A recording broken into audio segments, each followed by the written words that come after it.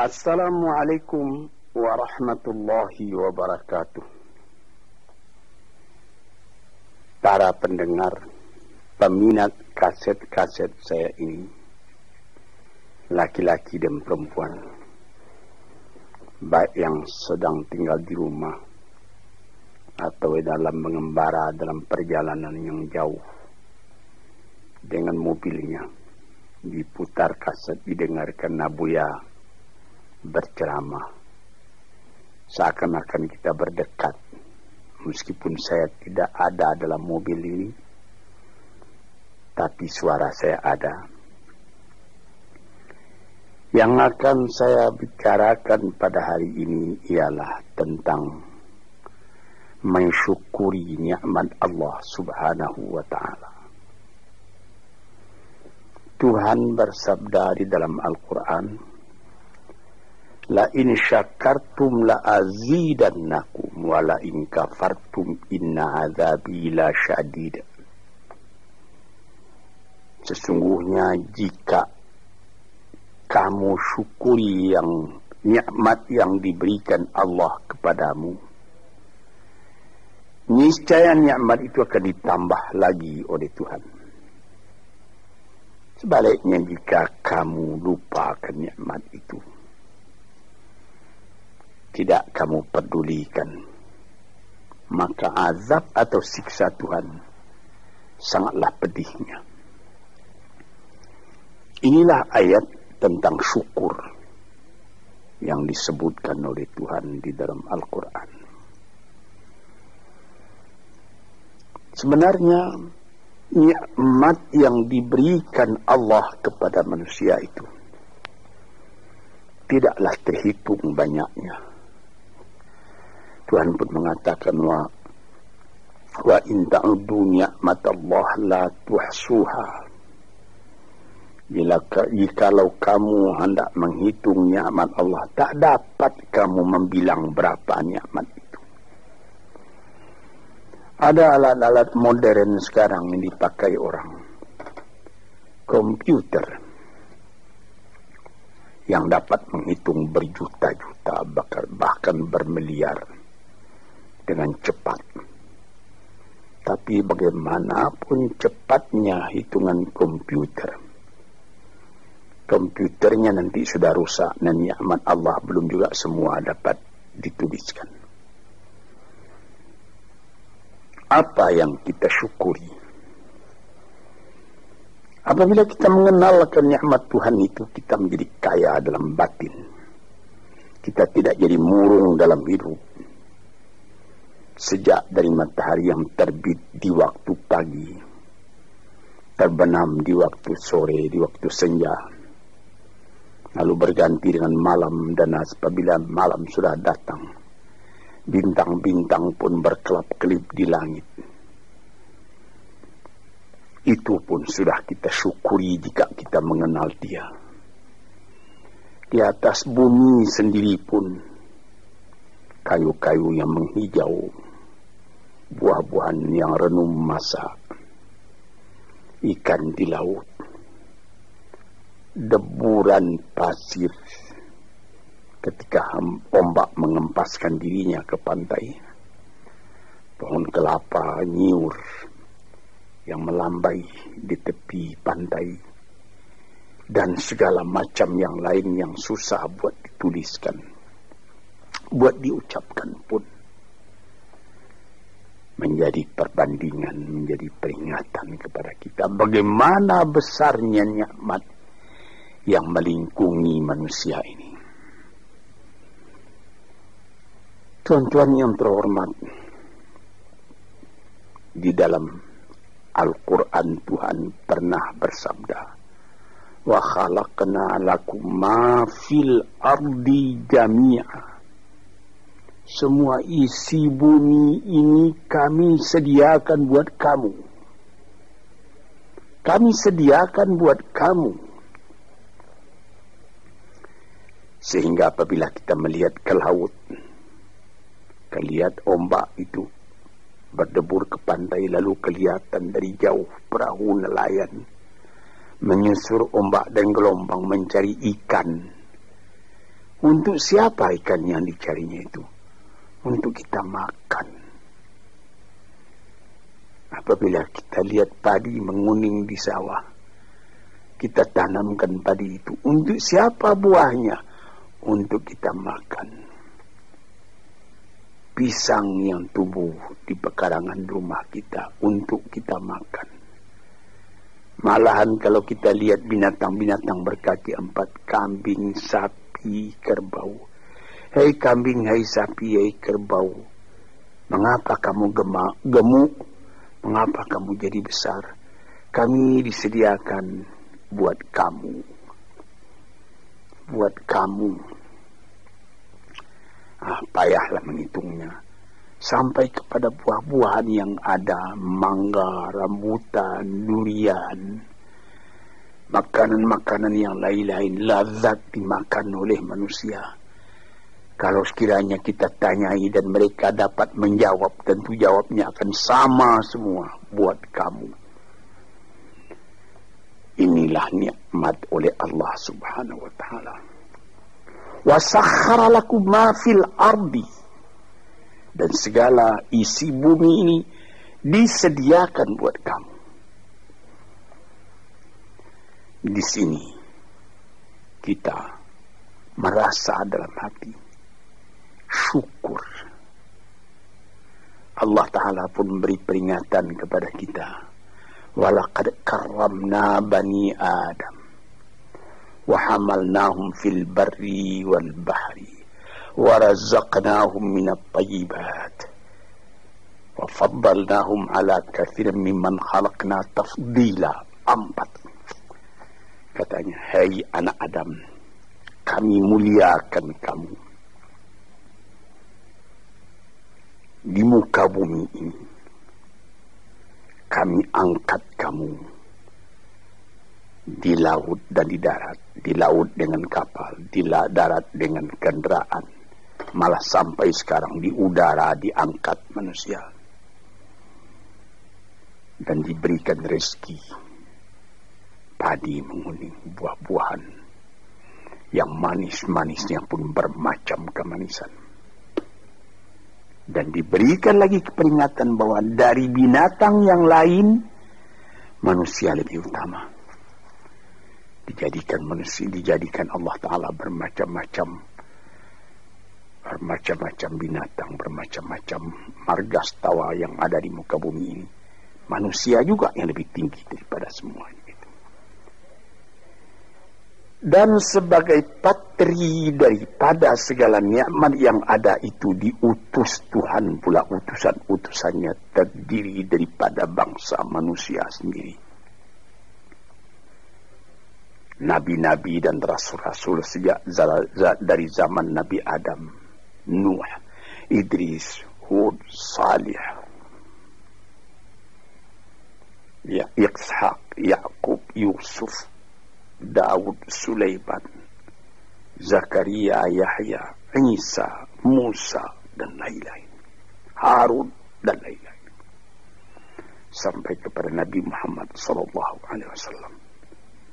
Tanda cinta manusia itu sempurna kepada manusia. Cinta Allah kepada manusia itu sempurna.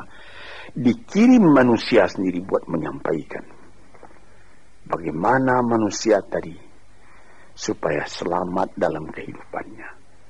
Dan diberi peringatan kepada manusia bahwa hidup itu bukan sekedar yang sekarang saja.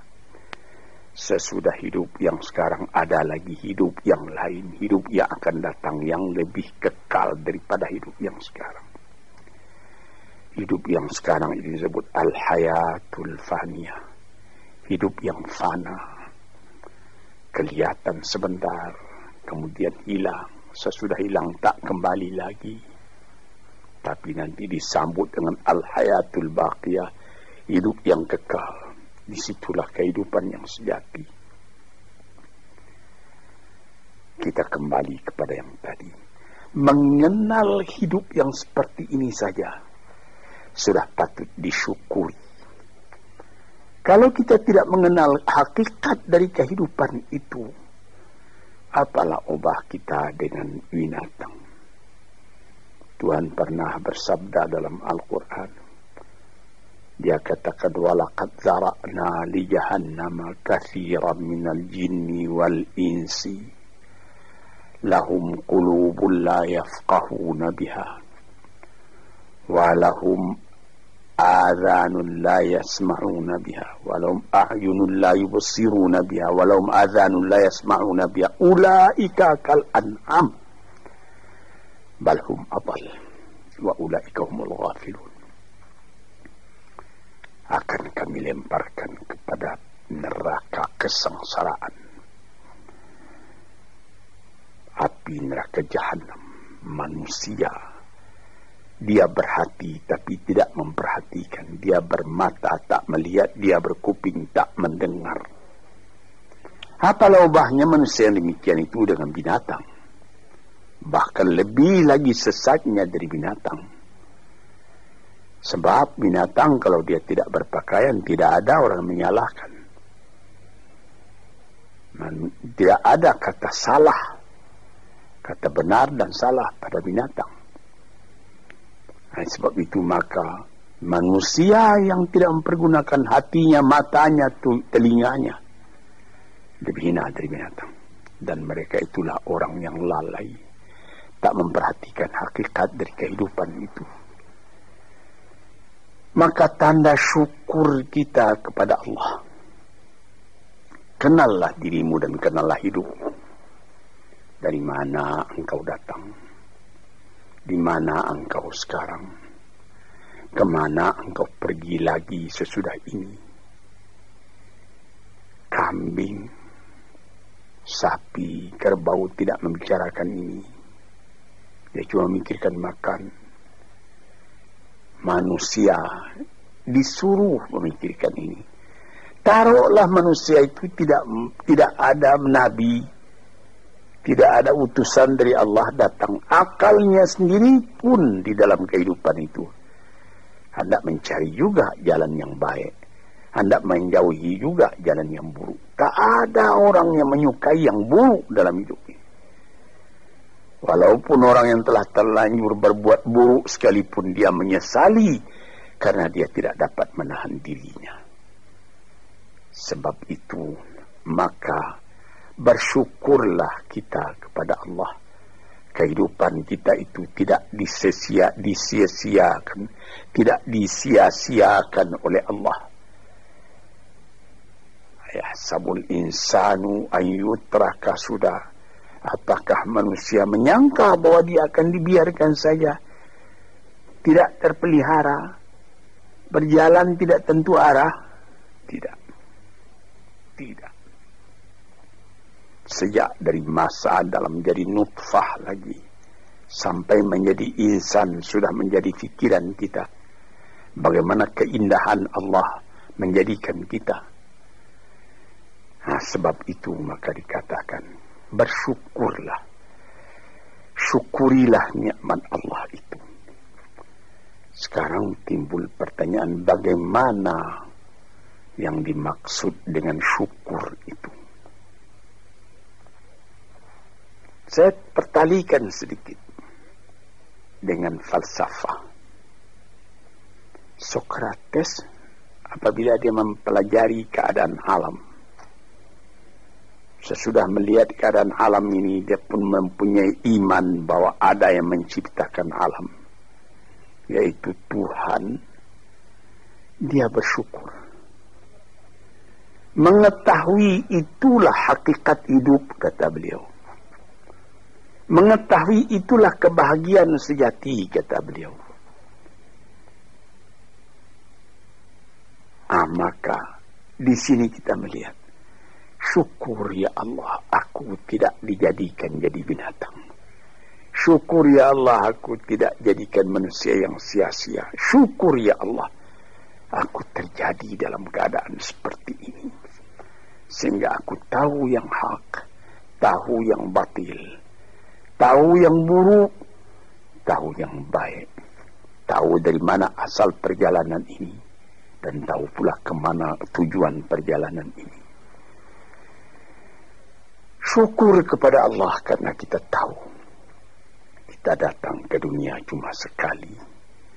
Sepintas, sekejap mata dibandingkan dengan umurnya dunia. Taruhlah orang berumur 100 tahun yang paling panjang. Tapi apalah artinya 100 tahun dengan umur dunia yang sudah miliar tahun. Dan apabila kita mati pun, dunia pun akan tinggal sepeninggal kita. Entah berapa juta tahun lagi, tidak tahulah. Sepintas zaman kita lalu ke dunia ini. Kita bersyukur karena kita diberi ingat. Yang sepintas zaman, yang sekejap mata itu harus kita isi. Sehingga setelah badan kita hancur di dalam bumi, kita masih hidup. Ini, saudara-saudara pendengar yang terhormat, kita sudah mati hancur di kandung tanah, tapi masih hidup. Ada orang yang berumur sampai 100 tahun misalnya, atau lebih sedikit, tidak pula banyak lebihnya itu. Belum saya mendengar berita di dunia ada orang yang berumur 200 tahun, tidak. Paling banyak ya 120, 130 tahun, itu pun sudah lemah. Nah, dalam umur yang sekian pendeknya kita lalui di dunia, dia bisa kita panjangkan. Dengan apa? Dengan sebutan, dengan amal, dengan bekas tangan, dengan iman dan amal saleh, sesuai dengan apa yang disebut di dalam pantun Melayu, pulau pandan jauh di tengah, di balik pulau angsa dua, hancur badan di kandung tanah, budi yang baik terkenang jua. Ada juga satu syair daripada Syauqi Bai, penyair Arab Mesir yang terkenal. Ihfaz li nafsika qabla mautika zikraha, fadzikru lil insani umrun thani. Sebelum engkau mati, peliharalah sebutan dirimu yang akan dikenang orang daripada dirimu. Karena kenangan atas ketika hidup yang dulu itu adalah umur yang kedua kali bagi manusia. Banyak orang yang setelah dimasukkan ke dalam kubur, masuk, sudah ditimbun kubur tadi, orang pun pulang ke rumah. Sebutan orang tadi keluar dari kuburnya. Tiap hari dia keluar. 1 tahun, 2 tahun, 10 tahun, 100 tahun. Malah ada yang beribu tahun. Nabi kita Muhammad sallallahu alaihi wasallam umurnya cuma 64 tahun.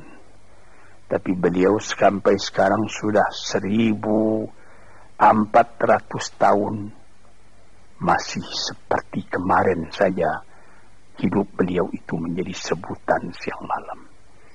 Inilah maksudnya yang dikatakan orang yang sesudah mati dia hidup kembali lebih panjang umurnya. 64 tahun dibandingkan dengan 1400 tahun. Dan selama azan masih kedengaran di puncak menara, entah ratusan ribu tahun lagi, itu nama akan tetap hidup. Ini yang kita syukuri kepada Tuhan.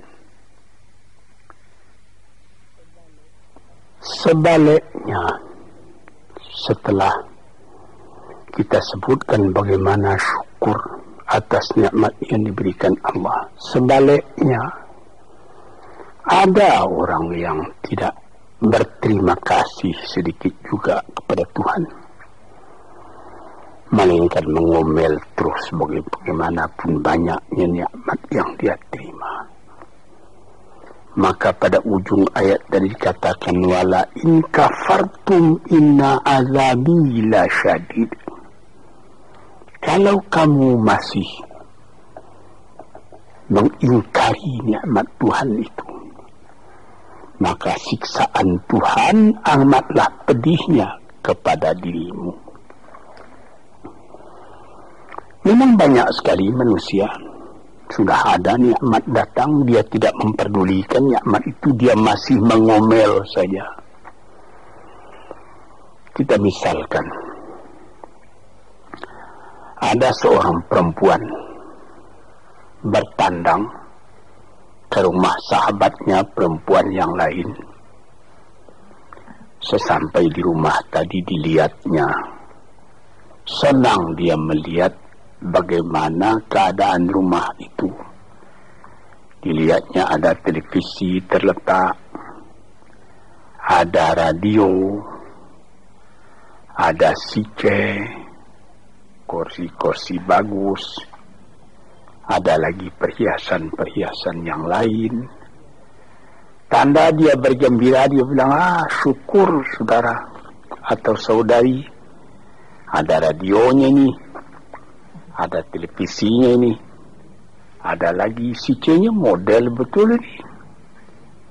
Furniture di mana ini yang menyediakan? Disambutnya, televisinya sudah model, ketinggalan model ini 10 tahun yang lalu.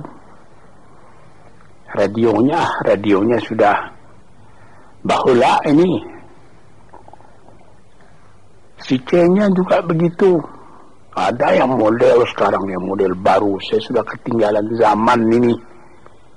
Ini misalnya.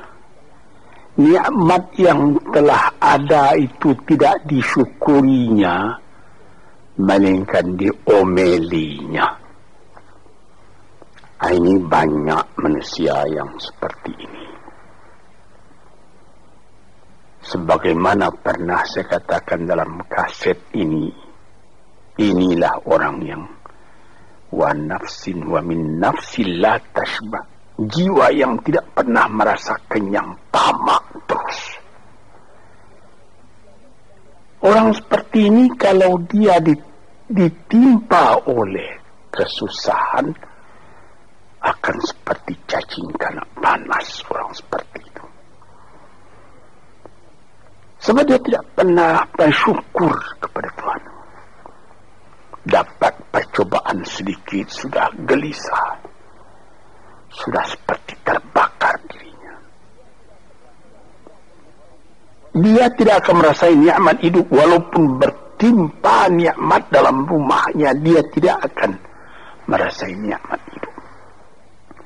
Inilah orang yang pada penglihatan orang lain dia kaya, tetapi dialah orang yang paling miskin. Sebab disebutkan oleh ahli-ahli falsafat, siapa orang yang miskin di dunia ini?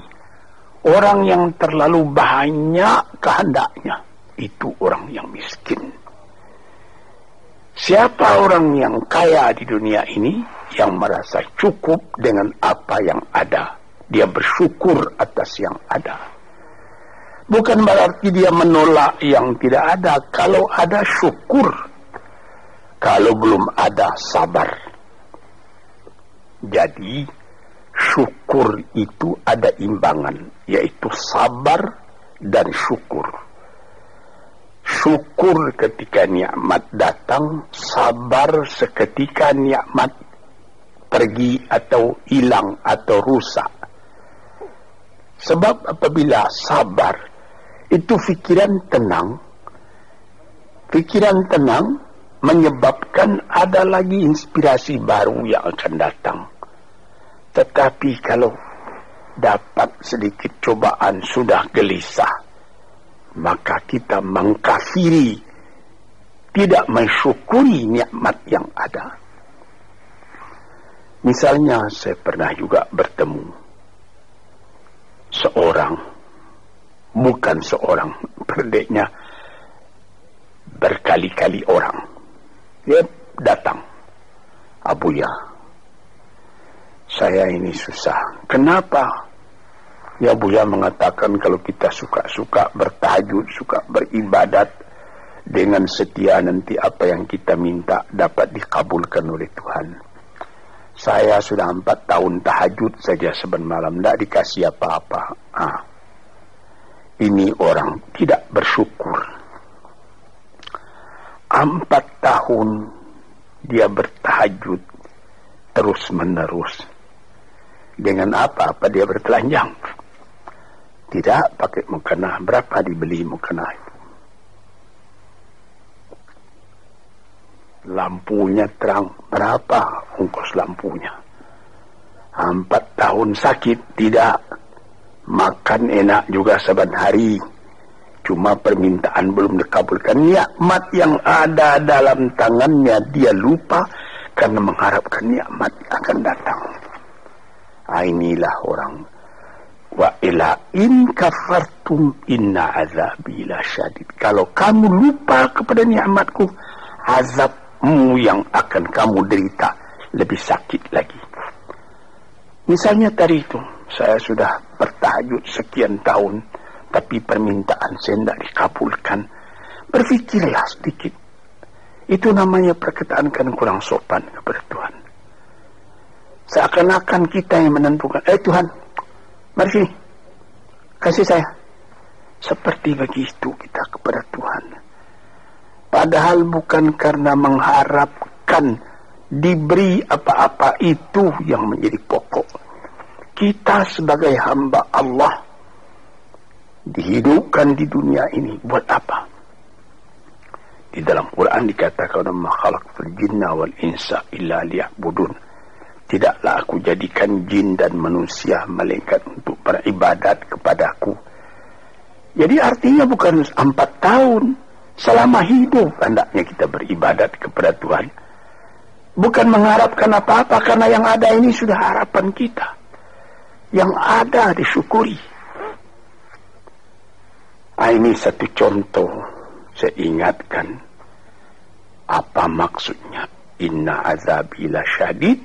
Orang yang lupa kepada nikmat Allah, nikmatnya Allah dia lupakan, dia tidak bersyukur, siksaan datang. Siksaan apa? Gelisah hatinya selalu. Itu siksaan, itu gelisah. Sudah dapat mobil. Apa merek mobil? Mereknya Holden. Ya, tapi baru dipakainya 2-3 hari. Ya, tapi sekarang ada lagi ini Holden dah. Mau pakai Mercedes Benz, pakai apa lagi?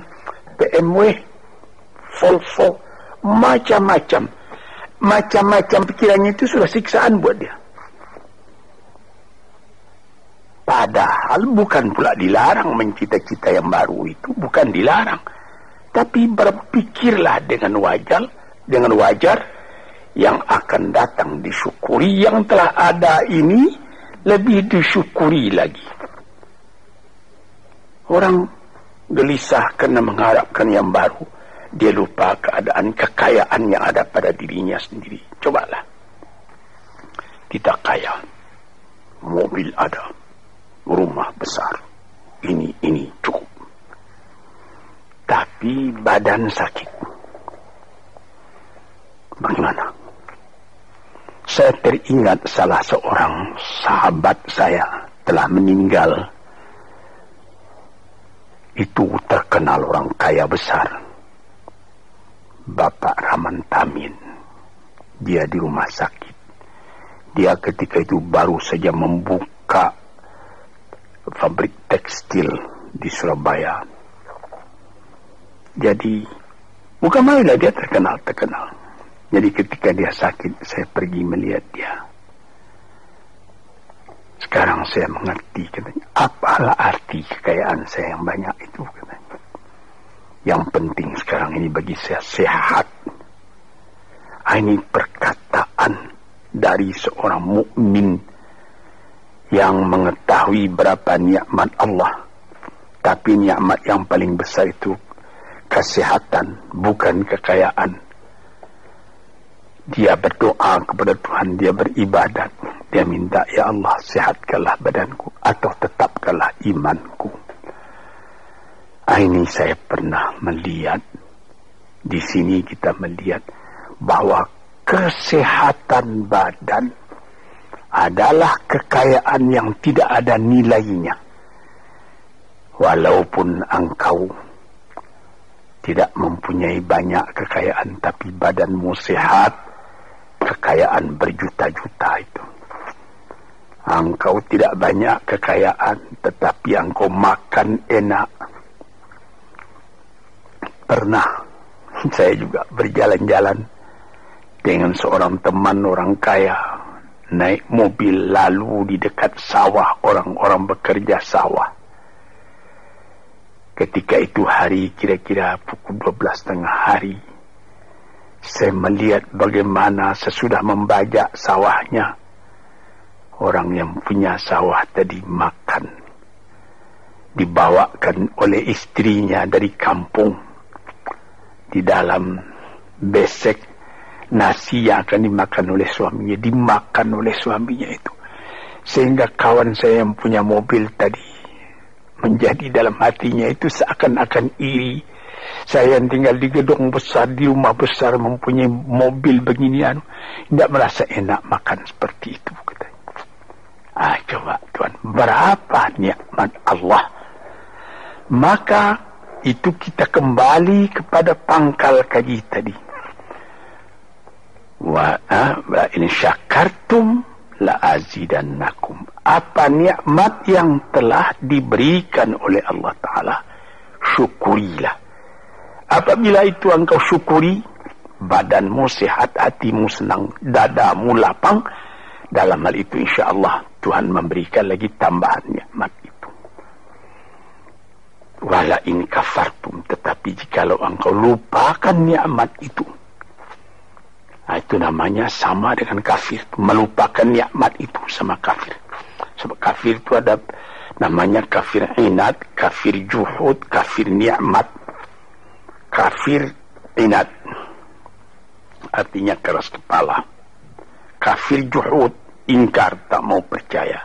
Kafir nikmat, nikmat Tuhan telah datang, lupa nikmat itu. Itu juga termasuk kafir namanya. Kalau kita lupakan nikmat itu, maka kita sudah meracun diri sendiri. Makan tidak enak lagi. Mengapa? Ya habis. Rumah sewa saya sudah 40 pintu banyaknya. Tapi yang di sana tidak dibayar orang. Di sana itu hampir terbakar, rusak. Jadi berapa? Ada 2 rumah. Jadi yang 30 bagaimana? Lupa itu. Inilah beberapa contoh daripada orang yang memungkiri nikmat Allah. Itu juga merubah kepada rupa muka kita. Orang yang selalu tidak puas,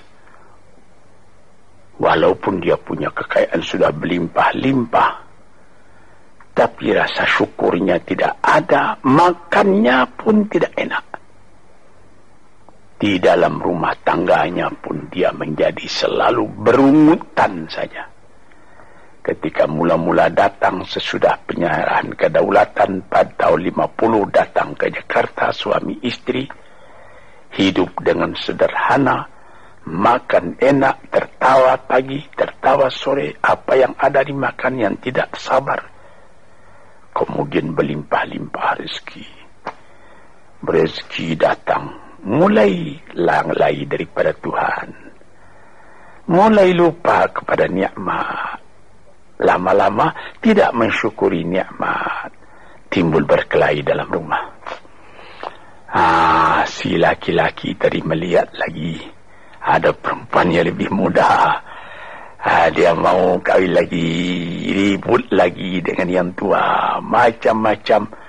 Nampak bagaimana saya katakan tadi, nampak oleh orang luar, orang ini senang ini, tapi di dalam rumahnya sendiri neraka. Dibikinnya sendiri neraka itu karena dia tidak mensyukuri nikmat. Dia bikin sendiri neraka itu sebab dia tidak sabar ketika percobaan datang.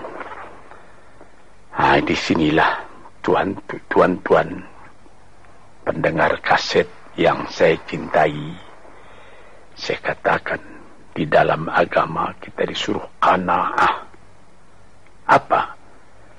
Menyambut dengan kedua belah tangan nikmat yang diberikan Allah, kecil atau besar, yang penting nilainya. Nilai nikmat itu ialah apabila kita terima dengan syukur.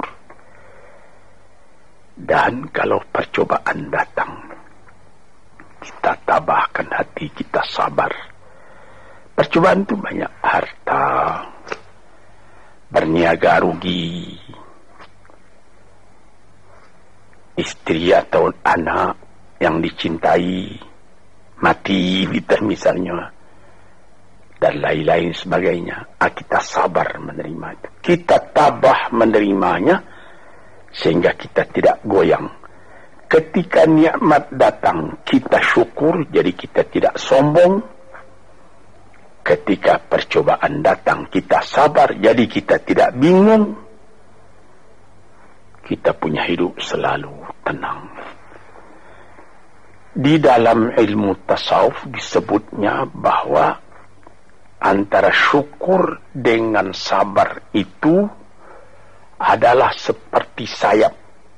Sayap sebelah kanan syukur, sayap sebelah kiri sabar. Kalau patah salah satu dari dua sayap itu, kita jatuh, tidak bisa kuat lagi. Jadi sebagaimana kapal terbang juga mempunyai dua sayap. Kalau patah satu, lebih baik lekas berhenti, jangan berlayar lagi, nanti bahaya besar jatuh, membawa jatuh kita. Para pendengar, disinilah yang jadi tiang dari kehidupan kita sehingga menjadi kita normal. Sebagaimana pernah juga saya katakan, kerusakan atau seperti radio korsleting yang terjadi antara sabar dan syukur ini bisa jadi penyakit. Mulanya penyakit batin, kemudian menjadi penyakit badan. Ada orang, itu saya pernah mengatakan tempoh hari ini dalam salah satu kuliah di kaset ini, psikosomatik. Dilihat penyakit, diperiksa, dianalisa oleh dokter, asalnya dari kecewa. Ada orang, anaknya menyakitkan hatinya, karena anak itu juga jadi fitnah dalam kehidupan. Diharap akan begini, rupanya jadi begitu. Diharap akan taat, rupanya maksiat. Lama-lama dipendam penyakit itu dalam hati, berubah kepada badan sendiri. Kadang-kadang sakit jantung, kadang-kadang eksim, kadang-kadang kudis. Ajaib. Rupanya perjalanan darah diganggu oleh tekanan jiwa. Tekanan jiwa mengganggu tekanan jantung mengganggu tekanan darah menjadikan penyakit basir pada badan. Sebab itu maka dikatakan, barang siapa waman a'rada an dzikri fa innalahu ma'isyatan dhanka, barang siapa yang menolak peringatanku, dia punya hidup nanti akan sengsara jadi penyakit. Fi qulubihim maradun fazadahumullahu marada, dalam hatinya ada penyakit, ditambah lagi oleh Tuhan dengan penyakit lain. Diperiksa oleh dokter, badanmu tidak sakit, ini pikiranmu yang sakit, macam-macam.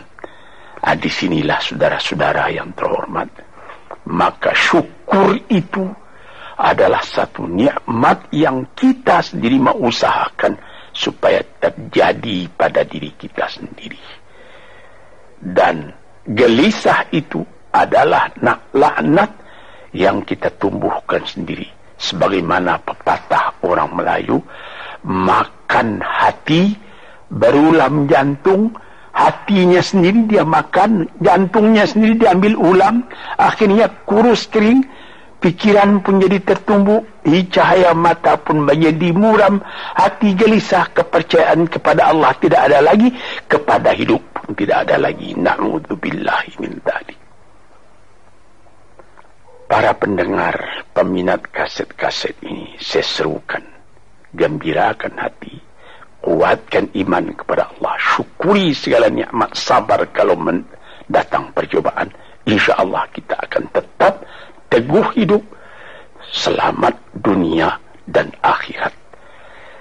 Sekian saja dulu. InsyaAllah lain hari kita sambung lagi.